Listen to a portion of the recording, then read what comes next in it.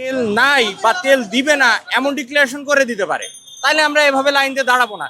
কিন্তু তেল আছে, দিচ্ছি, দিব, 12টার সময় খুলবো, দিব। তো সরকার নিয়ম করছে 2 লিটার বাইকের জন্য, দিব 100 টাকার, দেবো 150 টাকার। এই নিয়মগুলো সরকার ভাঙতে পারবে না?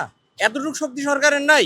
যেখানে গভর্নমেন্ট নিয়ম করছে যে বাইকের জন্য 2 লিটার, সেখানে কিছু কিছু পাম্পে দিচ্ছে মাত্র 100 টাকার। এই সিন্ডিকেট কে কন্ট্রোল করছে এটা দেখতে হবে। আবার কিছু কিছু পাম্প বন্ধ, বলছে তেলের মজুদ আছে এতদিনের জন্য, কিন্তু কিছু কিছু পাম্প বন্ধ। তারা কাকে তেল দিচ্ছে, কয় টাকা বেশি নিয়ে তারা ড্রামে ড্রামে তেল দিচ্ছে, এগুলো দেখা দরকার।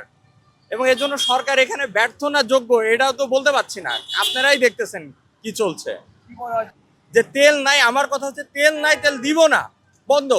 কোনো বাইকে জ্যামও হবে না, ট্রাফিক জ্যাম হবে না, কিচ্ছু হবে না। কিন্তু তেল আছে, দিব। তো সরকার বলছে 2 লিটার, এরা বলছে 100 টাকা দিব।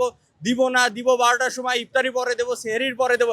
এই ফাজলামি করে জনগণের আর মানে কি বলবো, মুখে স্ল্যাং চলে আসে। এই পাগল বানানোর তো দরকার নাই। না, এই যে 2 ঘন্টা আমি রাস্তায় দাঁড়াইছিলাম, 2 ঘন্টা দাঁড়া থেকে আমি 200 টাকার তেল পাইছি। আমি এখন যাবো সাভার, এমনকি রাস্তার ভিতরে আরেক জায়গায় যায় 200 টাকার তেল দিয়ে আমি পাবো ধরেন 40 কিলো, 40 কিলো বা 60 কিলো। তাইলে কি আমি আবার দাঁড়ায় আবার তেল নেবো? 2 ঘন্টা করে দাঁড়া থেকে একটা সিরিয়ালে 2 ঘন্টা দাঁড়া থেকে আবার তেল নেবো 200 টাকা। এইভাবে চলবো ভাই আমাকে দিন। আচ্ছা ভাই, বিপিসি থেকে একটা নির্দেশনা দেওয়া আছে যে পাম্প কর্তৃপক্ষ একটা রসিদ দেবে তেল নেওয়ার পরে। তো আপনাদের কোনো রসিদ দেওয়া হয়েছে কিনা? রসিদ তো পাই নাই আমরা। 200 টাকারই তেল দিচ্ছি, বেশি চাইলে বেশি দিচ্ছে না, এটা ঠিক আছে। কিন্তু ভাই 200 টাকার তেল নিলে তো এটা দেখা যায় হয়রানি। কারণ আপনি 2 ঘন্টা সিরিয়ালে দাঁড়া থেকে রোদের ভিতরে 200 টাকার তেল লয়ে আবার টান দিলেন, আবার একটু পরেই তো গাড়ির তেল চলে যাবে। প্রাইভেটের মধ্যে এটাতে 5 লিটার করতে পারতো, 5 লিটারে মোটামুটি বাইকে একটা ইয়া হইতো। 2 লিটার বাইক খুব কম হয়ে যায়।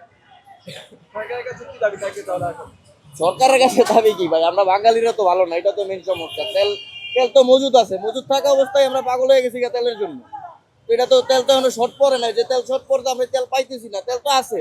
আমরা বাঙালিরা তো ভালো না, 2 ঘন্টা 2.5 ঘন্টা 3 ঘন্টা সিরিয়াল দিয়ে তারপর 200 টাকার তেল লইতেছি। এটা তো বেশি হয়ে গেল ভাই।